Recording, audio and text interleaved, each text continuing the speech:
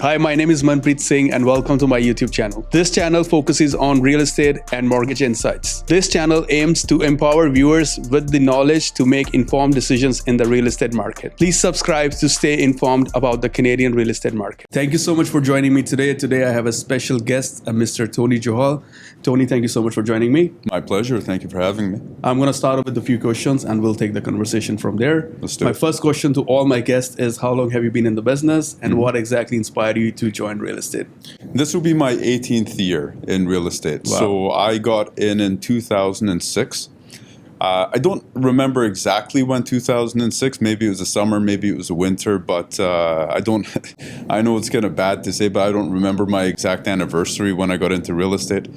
I guess I can find that out with Rico. But 2006. So we're looking at now 18 years. Amazing. And what was the motivation? How old were you and what made you make the move to get into real estate? I think, it's I've come from a family of entrepreneurs. Nice. Entrepreneurship has always been in my blood. Nice. I think, at the time, unbeknownst to me, I didn't understand real estate and what it was to its full capacity. I didn't understand the marketing aspect of it. I didn't understand the running a business aspect of it with accounting and, just understanding the basic cash flow in, cash flow out. Wow. I knew it was sales and I knew it was a business of my own, and that's what led me to it. And were there any major challenges at that point of time? What was your experience in business before that? I'm guessing in 2006, you must have been new to business, I was right? 21. Yeah. Oh, nice. So, for me at the time, the biggest obstacle that I ran into at the time was I was fairly new to Canada. So I moved to Canada in 2001 from the UK. Okay. And so, I was 18 when I moved here, got into real estate in 2006. And really didn't have a big database of people. I didn't know people because the thing is, I had just turned 18 when I moved here. And I was at a point in my life where, at the time, grade 13 still existed here. Now it goes up to grade 12. But grade 13, I believe I was one of the last years that grade 13 existed. A lot of people in my class or people who are around my age were now dispersing from high school towards college and university and different parts of the country. So I came in at a time when everybody was fractured. So I didn't even attach to anybody. The funny thing is, the first person I really attached to was my wife, who I met in 2004. She and I met at Conestoga College in a business course. Amazing. And she was the first person who was my closest friend at the time and still is to this day. So, the biggest challenge I had in 2006 getting into real estate was I didn't know anybody. I didn't have a family that, was in real estate before where I can just simply take on the business moving forward.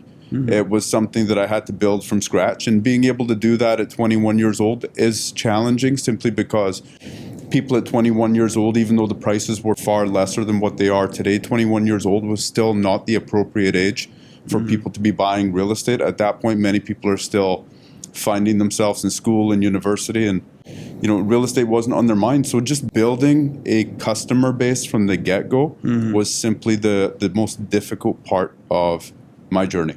Amazing. And a lot of times when we are working with a real estate professional, a lot of people have that impression, the more experience they have, the more they know about the industry, right? Yeah. And coming into the industry at a younger age of 21 and as a fairly new immigrant, right? Yeah. So was that an objection that you faced, that people were looking at Tony Johal, he's a young guy, he's only 21 years old, and he is going to help me buy a house, right? Yeah, I think looking back, people I'm sure were thinking that. I looked very young at the time. People never really ID'd me or anything like that, but I looked young. I looked like a kid. And, I never at the time thought anybody thought of me as being young. I now look back and I think to myself, some of the interactions that I had with people back then, those people must have thought, he's awfully young. But at the time, maybe I was ignorant to it, or maybe I was just too excited to get into the industry. It wasn't something that I can use as an excuse to say that this was an issue. True. Yeah. And I don't know if you know about this. I had somebody here last week, and she was a realtor in the UK. Okay. And she was telling me all about how this realtors in UK get paid. They're a salaried employee. It's different. So Yes, it's very different. So I think you made the right decision of moving to Canada and join real estate at that point of time. It's funny. I mean, Canada, I would say from an organized real estate perspective, is miles ahead of the UK. But with that comes incredible competition. That's true. So, you know, there is no more competitive industry in Canada than the real estate sales industry, the brokerage industry. Simply because if you look at Tim Hortons, there's not 100,000 Tim Hortons in the GTA. There's not 100,000 hair salons or car dealerships. I understand every segment of industry is competitive, but there's not 100,000 in such a concentrated couple of hour radius of each other. That's true. And so I would say that real estate is without question the most competitive industry. And that's what, yes, we have a much better system than many other places in the world, including perhaps Australia, in many cases even the US, even the United States. That's true. But we simply are very competitive. I think immigration has a role in it. 100%, yes. And now let's move forward in time. I would say also the barrier to entry is very low in real estate. Exactly. It's actually really low. Yeah. The barrier of entry, which is a sad fact.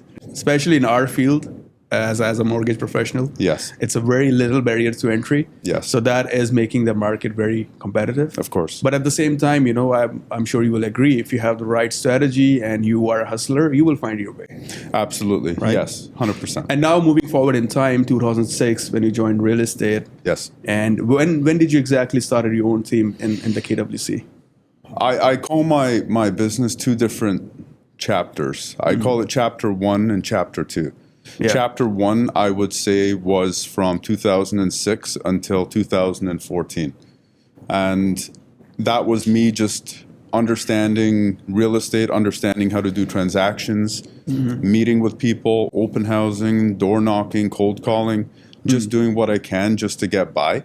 Yeah. And 2014 was perhaps a tipping point for me where I got frustrated and I started looking into coaching, started looking into people who are bigger thinkers than me. And I just got myself inadvertently into rooms with people that have ginormous businesses. Were those 8 years busy for you, or? Those 8 years were busy, but I would say 50 to 75% of that was figuring out if I'm doing the right thing and changing strategy constantly.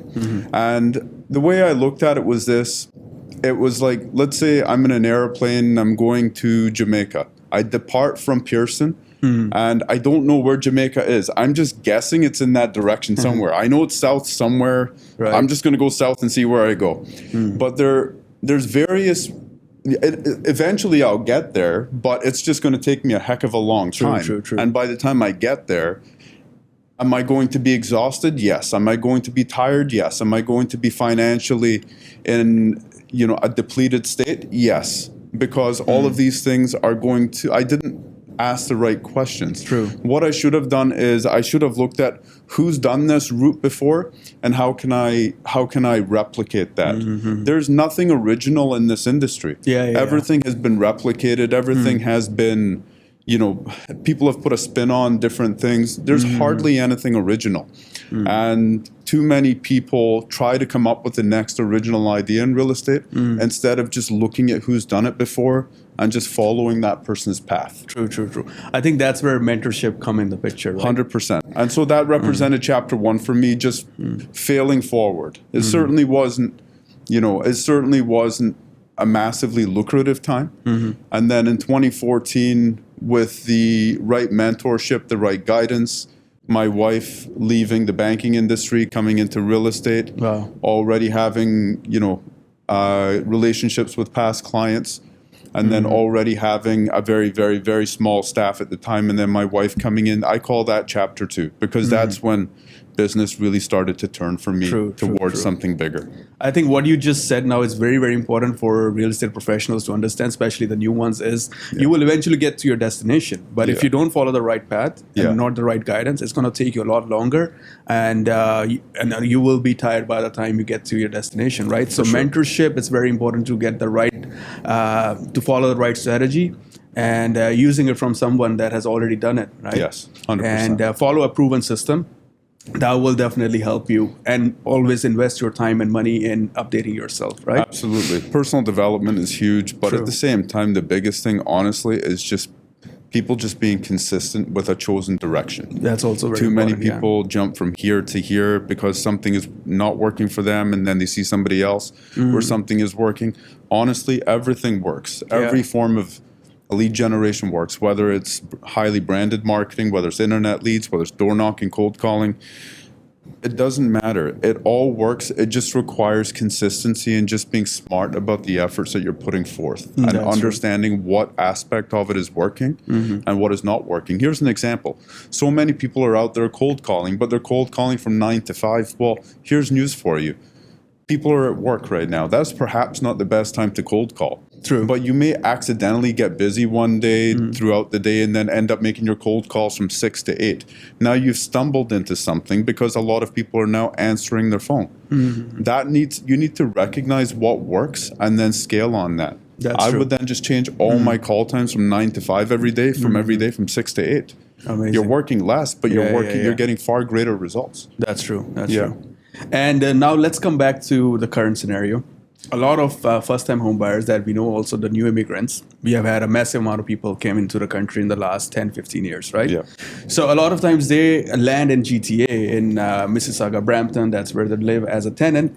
And now when they're purchasing the KWC market. So what are the factors, in your opinion, that are attracting them to the KWC market and leave all the hustle bustle of the GTA? Well, the funny thing is this. I was having a conversation with someone that has went through that exact same scenario, probably about a month ago at one of our client events. And I asked her, I said, how are you finding Kitchener-Waterloo from Mississauga, Brampton? She said, I love it here. And I said, why is that?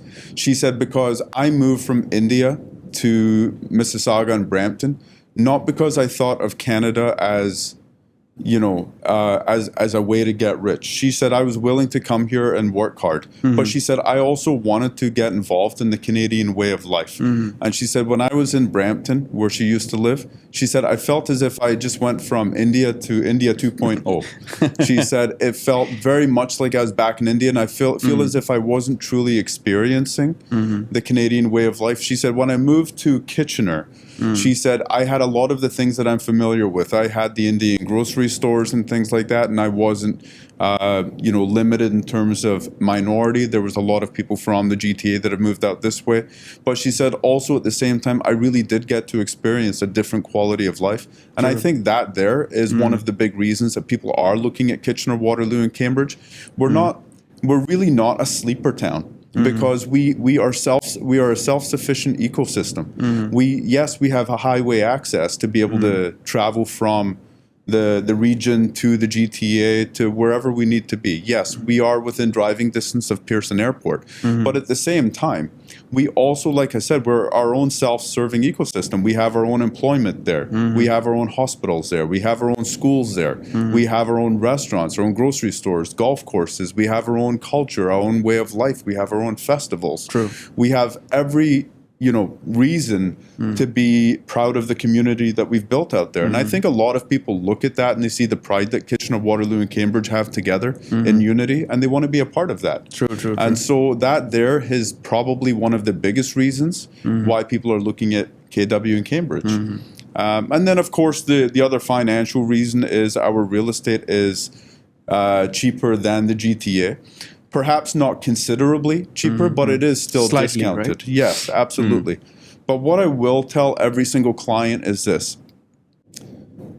If you come for the money, you're going to leave for the money.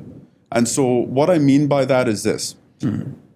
if you're born and raised in Mississauga and you look at Kitchener-Waterloo as being your next destination because the real estate is $200,000 cheaper.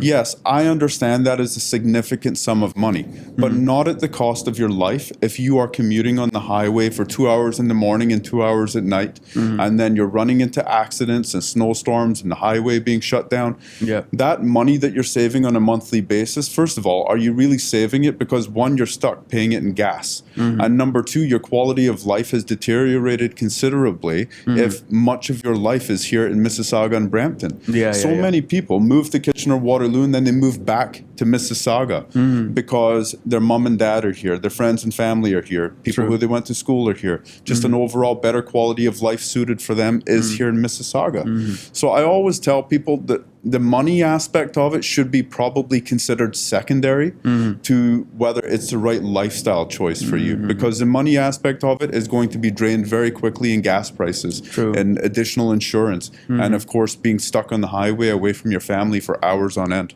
True. I think if you're a regular commuter to the GTA, then it's probably not a smart decision. I wouldn't say so, and we don't have the train lines that Hamilton and Burlington and Mississauga have. We've had discussions about that infrastructure for a long time.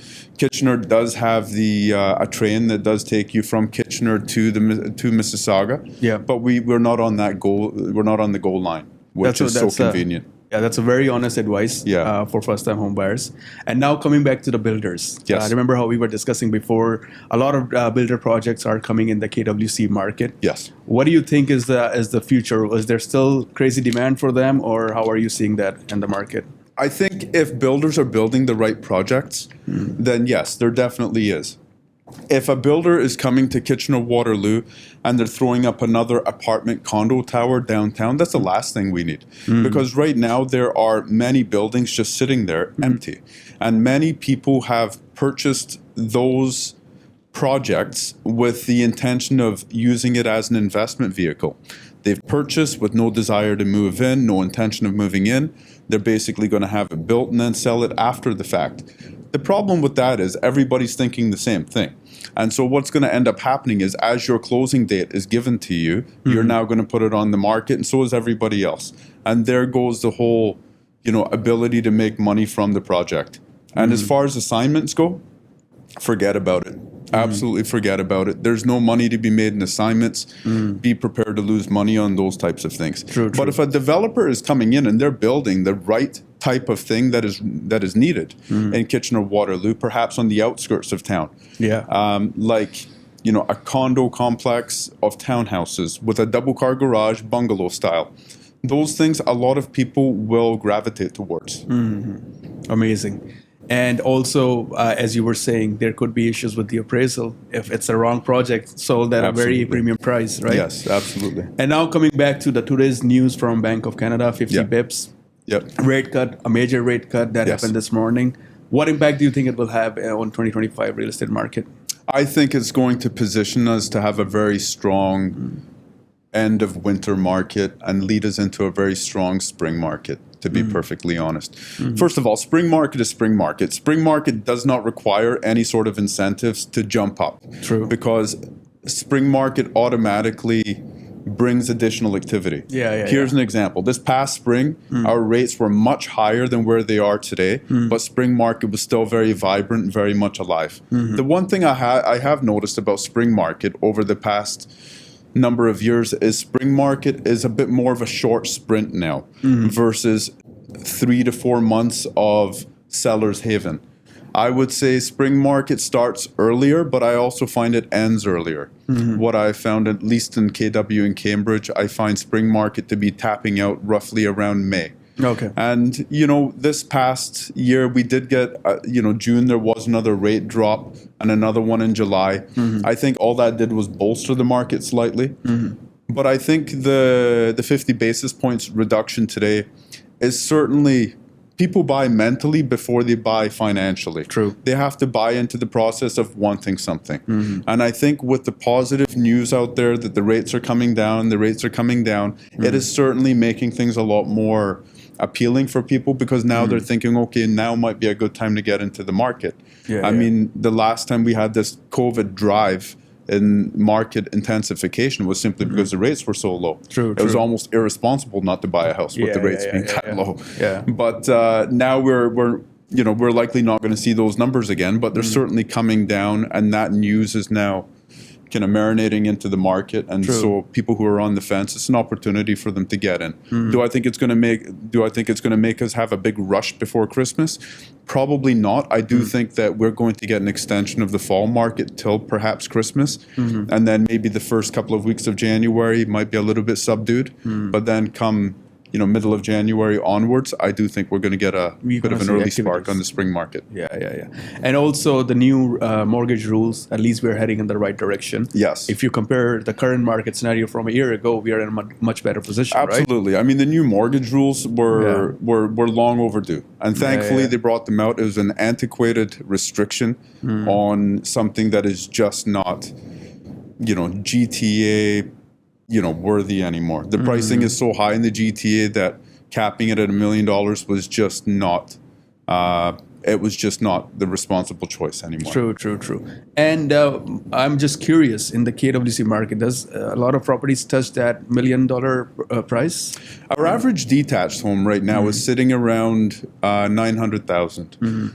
The average price in general is it's kind of been floating in that $750,000 to $800,000. That's for townhouses, semis, apartment style condos, detached homes. $750,000 to $800,000. Will the detached homes reach $1 million in the spring? Probably.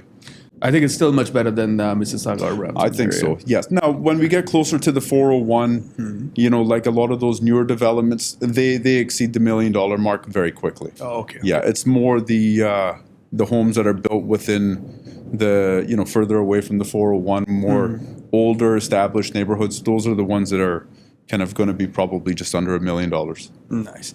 And in your experience in the real estate industry, do you think there are other factors than the interest rate that actually decide the pace of the real estate market?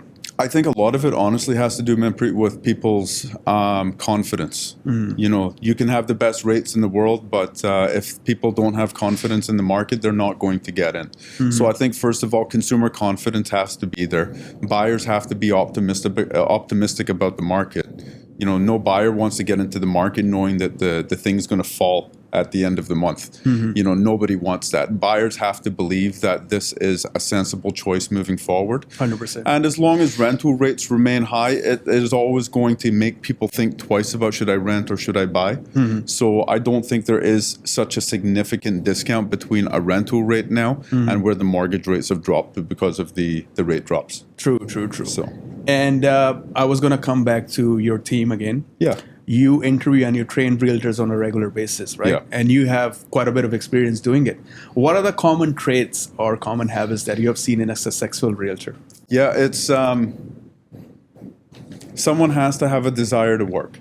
Someone has to have a desire to commit to their discipline of being able to come in on a regular basis and put in the quality work every single day. Not just show up at the office, but genuinely putting in quality work and being very responsible with their time.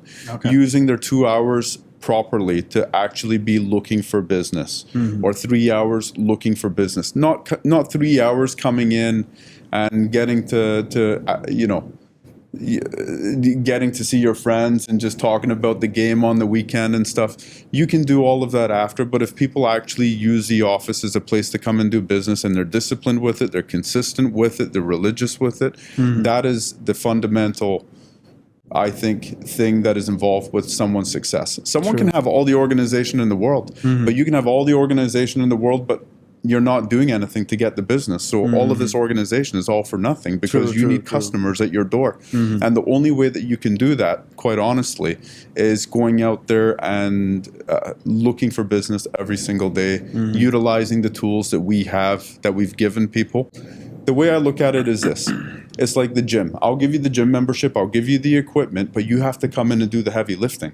I'll be there to support you like a personal trainer. My wife as well. She'll be there to support you. We're not absentee team leaders. We're very much involved. But please come in and do the work. That is the only way that you're going to have success. That's true. And how you were saying that when I talk to my guys here is I tell them that in life, there are a lot of things you cannot control, and time is one of them. Yes. You can never control time. It's going to pass anyways, right? But at least work on the things that you can control to be successful. Absolutely. And that's where the motivation comes in. Yes. Because your time's passing. You're getting 1 year older every year, right? Yes. So it's very important to have the right hunger and the right inspiration. Of course. And I was going to come back to the real estate investors. Yes. You work with a lot of real estate investors. We do. What is a good strategy for them in the KWC market to still get some positive cash flow? I mean, the advice that I would give investors is the same advice that I would take myself. I really, really like multifamily. I've always liked multifamily. True. And the reason I like multifamily is because, a lot of people in the past they wanted to invest in commercial, office buildings, plazas. But you see COVID comes along and just takes all of that away. That's true. Many businesses now are losing their retail footprint because many of their businesses are going online. Many of the businesses that operate around us, even in this location where we are office users, and many of these offices are sitting empty right now because people are working from home. So I would say that the commercial vehicle is somewhere that I would probably steer clear from, but I would certainly invest in multifamily. The way I see it is, we know that we're going to have an increase in population. We know that more and more more and more people are going to be coming to Canada, and they're going to be needing housing. Okay. That's already somewhat of an issue, but more and more in the future as immigration continues to pour into this country, they all need homes. True. And I think multifamily is a great way for people to be able to pick up a property, have multiple units to be able to rent out, even if you do it as a JV with a bunch of friends, or if you're in a position to do it with yourself, go ahead. But I would certainly say spend the extra money away from a single detached townhouse or a single detached home and put it towards a duplex or a triplex. And how many units are we roughly talking about? I would say, once you start getting 3 and above, you start getting into that commercial territory, and you would know that better than me. Yeah. You're starting to get into the commercial territory, lending restrictions change. I would say, a duplex, triplex is a fantastic way for people to kind of get into the market. And then, of course, once you become familiar with it, and at that point you understand, your landlord responsibilities, how to profile tenants correctly. True. And if one property is done well and you've run into, financial windfall, you can certainly pick up a 4-plex or a 5-plex at that point. That's true. I would certainly say getting into a 4 and 5-plex right off the bat perhaps it might be a bit too much for you to get used to. So I think in the beginning, just get with 2 or 3 units. I think so. And get used to it, and then you can expand your portfolio. Of course. Because now you're going to get used to how to handle tenants. Of course. And any LTV issues and all that stuff, right? Of course. You start to become more systemized. You know who your snow removal guy is. You know who your... Exactly. Who cuts the grass. You know who the paralegal is. And you may do so well with that that may just represent your financial portfolio. You may just have 3 or 4 duplexes. True. Right? So it could just be something that maybe is not just a starting point. It could be a continuation. And I think it's also very important to understand what are your responsibilities as a landlord. Yes. And that comes with experience. By the time you set all your resources within that area, then you can always go and expand your portfolio. Yeah. But Tony, I had an amazing conversation. You touched base on a lot of things that I didn't know about the KWC. And I'm sure the viewers from this podcast will definitely gain a lot of value. I really appreciate your time and being a guest on my podcast. Thank you so much. Thank you so much for having me. Pleasure. Thank you.